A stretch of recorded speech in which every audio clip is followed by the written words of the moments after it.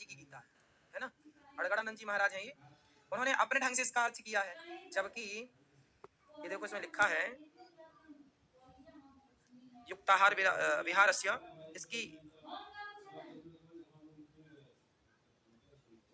देखिए ये व्यक्ति की अपनी बुद्धि और अपनी सोच है।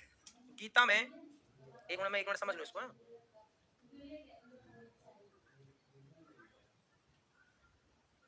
हाँ, गीता के अनुसार इसमें देखो, इसके अनुसार ये पढ़ रहे हो जो उसमें लिखा है इन्होंने कि रसयुक्त चिकना और स्थिर रहने वाला भोज्य पदार्थ सात्विक है। लंबी आयु, यही ना, लंबी आयु, अनुकूल बल, बुद्धि बढ़ाने वाला, आरोग्यवर्धक पदार्थ सात्विक है। स्वभाव से हृदय को प्रिय लगने वाला भोज्य पदार्थ सात्विक है। अतः किसी खाद्य पदार्थ को घटाना बढ़ाना नहीं, परिस्थिति परिवेश तथा देशकाल के अनुसार जो भोज्य वस्तु स्वभाव से प्रिय लगे और जीवनी शक्ति प्रदान करे वह सात्विक है।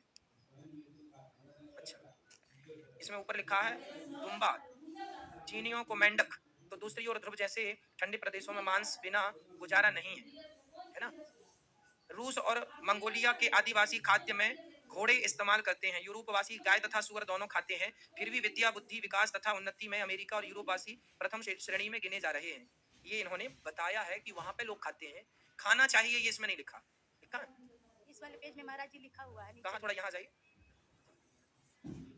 हमें बताइए, हम इसको समझ के फिर आपको समझाएं। देखिए पहली बात आप लोग ये समझिएगा कि ये जो गीता है, इसलिए हम आपको कहते हैं कि गीता सिर्फ गीता प्रेस गोरखपुर की खरीदिए। उसमें देखो अर्थ जो है ये तो अर्थ अपने ढंग से कर लेते हैं। अच्छा ये ठीक है। हे अर्जुन, जो यज्ञ केवल दंभाचरण के लिए हो या फल को उद्देश्य बनाकर किया जाता हो उसे राक्षस यज्ञ जान। यह करता यज्ञ की विधि जान, किंतु दंभाचरण या फल के उद्देश्य बनाकर करता है कि अमुक वस्तु मिलेगी तथा लोग लोग देखें कि यज्ञ करता है, प्रशंसा करेंगे, ऐसी यज्ञ करता वस्तुतः राजसी और तामस। इसमें नहीं लिखा है, आप पहले पढ़ लीजिए फिर मेरे को बताइए।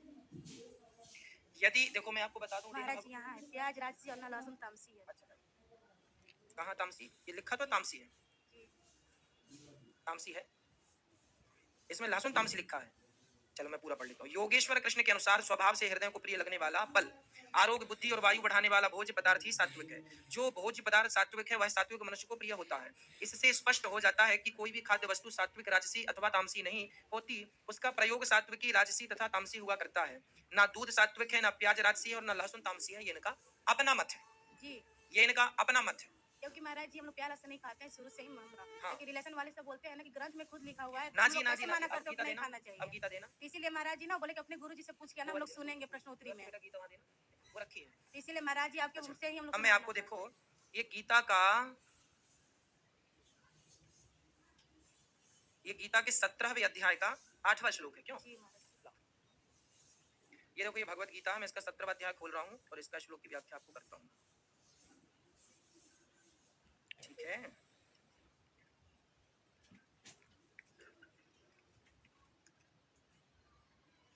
8वां श्लोक है।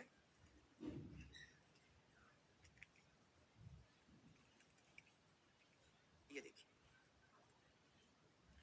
आयु सत्व बलारोग्य सुख प्रीति वर्धना रस्या स्निग्धा स्थिर हृदय आहारा सात्विक प्रिया। इसका अर्थ मैं पढ़ के बताऊं। ये गीता प्रेस गोरखपुर की छपी गीता है, उसमें क्या लिखा है? आयु बुद्धि बल आरोग्य सुख और प्रीति को बढ़ाने वाले, रस युक्त चिकने और स्थिर रहने वाले तथा स्वभाव से ही मन को प्रिय ऐसे आहार अर्थात भोजन करने के पदार्थ सात्विक पुरुष को प्रिय होते हैं। सात्विक पुरुष को ये आहार प्रिय होते हैं। शास्त्र से विरुद्ध उपवास आदि घोर आचरणों द्वारा शरीर को सुखाना एवं भगवान के अंशरूप जीवात्मा को क्लेश देना, भूत समुदाय को और अंतर्यामी परमात्मा को जिस भोजन का सार शरीर में बहुत काल तक रहता है उसको स्थिर करने वाला कहते हैं। यहाँ देखिए इस गीता में कहीं भी ये बात नहीं कही गई। ये गीता इसलिए हम आपको कहते हैं कि शास्त्र जो पढ़ें वह भी अच्छे पढ़ें। गलत व्यक्ति के हाथ से लिखे हुए शास्त्र तो वो अपने ढंग की व्याख्या करेंगे, अपने मन की बातें डालेंगे। इसलिए गीता प्रेस गोरखपुर से जो छपी पुस्तकें हमारे हिंदू धर्म की हैं वही वास्तविक में प्रमाणित चीजें हैं। ठीक है, ये जो यथार्थ गीता है, ये देखो श्रीमद्